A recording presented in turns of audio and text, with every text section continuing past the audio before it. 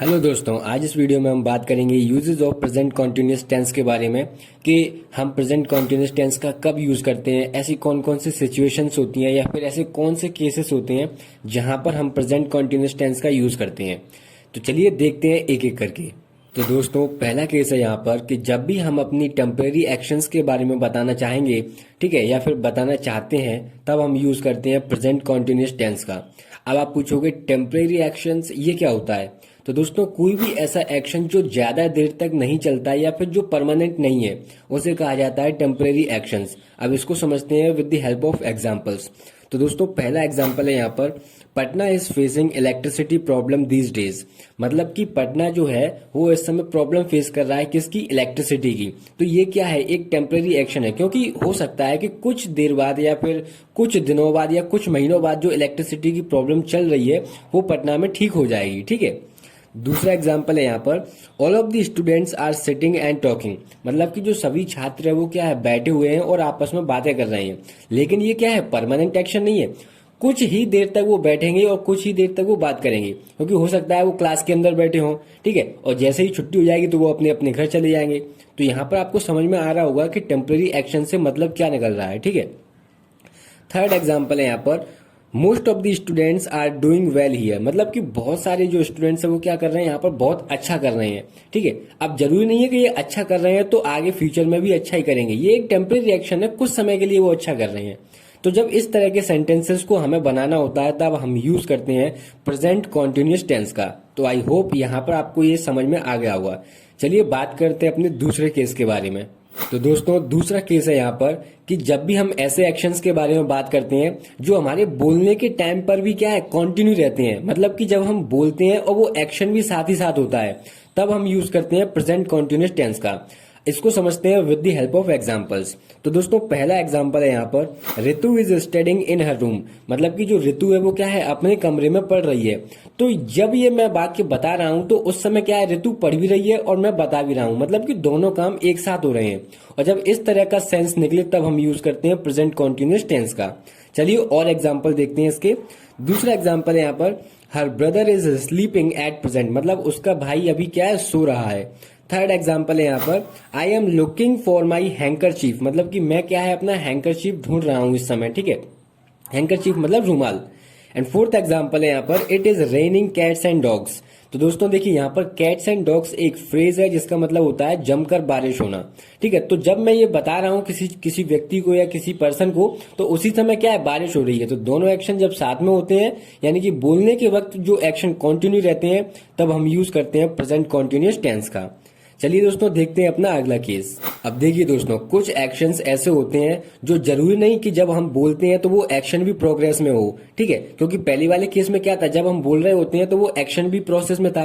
लेकिन यहाँ पर कुछ ऐसे एक्शंस भी होंगे जो जरूरी नहीं है कि जब हम बोलें तब वो एक्शन गति कर रहा हो या फिर वो प्रोग्रेस में हो। अब इसको समझते हैं with the help of examples.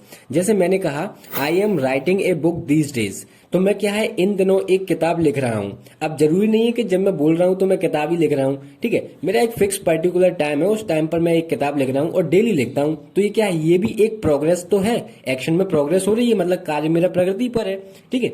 जैसे दूसरा एग्जाम्पल देखते हैं इसको, India is exporting sugar to the Gulf countries. मतलब कि जो खाड़ी जो देश हैं, गल्फ कंट्रीज हैं, उनको क्या है? भारत शुगर एक्सपोर्ट कर रहा है।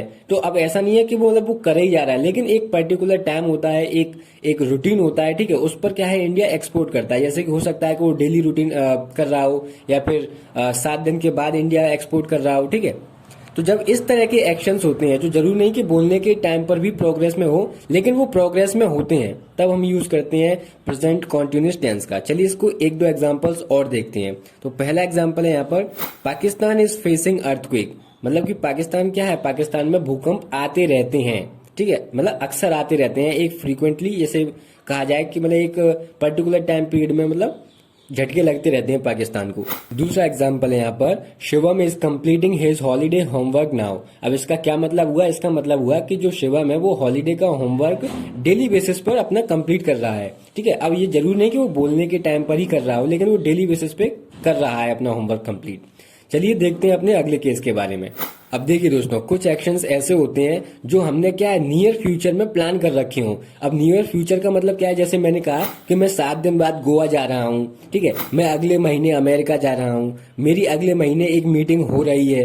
तो जब ये नियर फ्यूचर के जो प्लान है जिनका होना निश्चित ही है, बिल्कुल कंफर्म है, तब हम यूज करते हैं प्रेजेंट कॉन्टिन्यूस टेंस का। इसको और अच्छे से समझते हैं with the help of examples.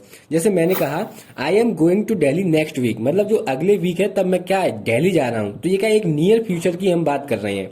बेशक यहाँ पर फ्यूचर की बात हो रही है, लेकिन इसको बनाएंगे किस में, प्रेजेंट कॉन्टिन्यूस टेंस में। दूसरा एग्जाम्पल है यहाँ पर we are holding a seminar next month, मतलब कि अगले महीने हम क्या करने वाले हैं, एक सेमिनार रखने वाले हैं, ठीक है।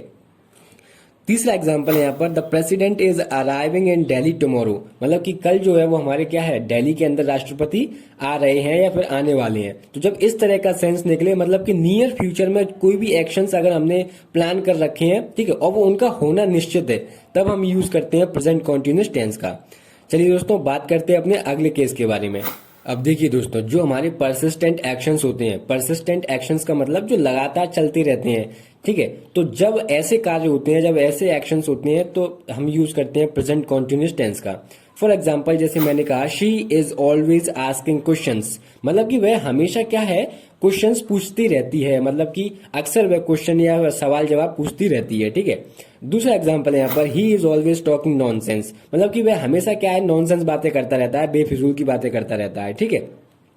थर्ड एग्जाम्पल है यहाँ पर you are always insulting the poor, मतलब कि तुम हमेशा क्या है गरीबों की इंसल्ट करते रहते हो। तो ये जब इस तरह के एक्शंस होते हैं जो फ्रीक्वेंटली बेसिस पे होते रहते हैं, ठीक है, जो चलते रहते हैं, एक लगातार चलने वाले एक्शंस कहते हैं ना, ठीक है, तब हम यूज करते हैं प्रेजेंट कॉन्टिन्यूस टेंस का।